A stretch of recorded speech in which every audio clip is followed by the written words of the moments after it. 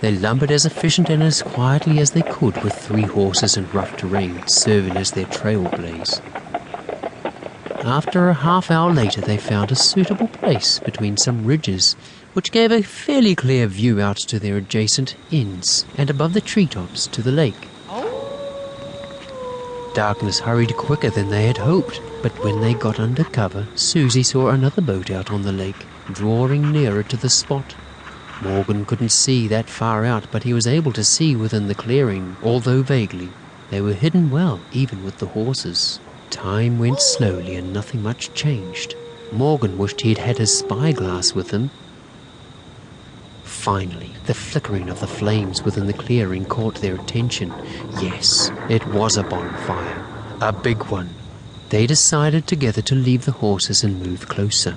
As they stumbled down to the clearing, they left small signs along the way, so they would be able to find their way back again through this unfamiliar landscape.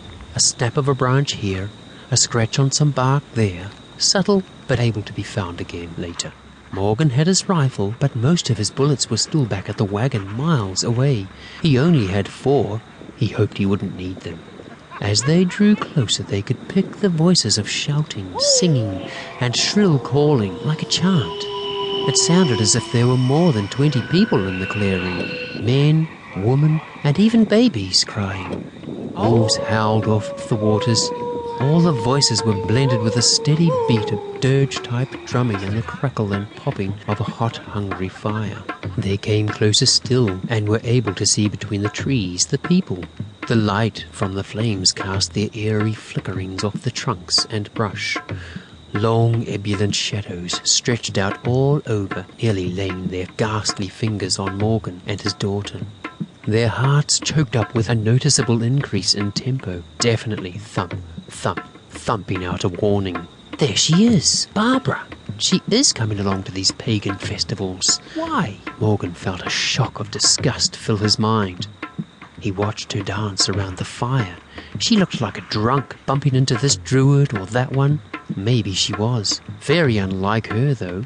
2 girls were brought forward between an entourage of druids flanking them. The druids led them to the forefront of the disorderly group, both tight-bellied, heavy with child. They looked very young. Katie Greens? Surely not. Suzie, is that... Katie! Yes. I thought she was dead. She ain't dead if that's her. Morgan cast his eye back to Barbara, who was rubbing herself up against a younger man in the brown gowns of which the other druids wore. He grabbed her and lowered her to the ground and lifted up his gown, lowering himself on top of her. Morgan lifted his gun up to kill him. What is this? Who is that whore man? Father, no! But as they joined in the fornication, another druid stood in front of Katie with a long knife, and she screamed as the druid brought the knife to her precious bump. He drew downwards in a mock slice from breast to waist. She whimpered for mercy, pleading to be released. Morgan heard a noise from behind him, a sort of oomph. As he whipped his head around to see the source of it, he was startled at a hand grasping Susie's mouth, and there stood a man with 5 wolves about him, eyes glittering yellow, reflecting the flames, their eyes trained on Morgan. He opened his mouth to speak as a hollow thud clapped around his ears, and he blacked out.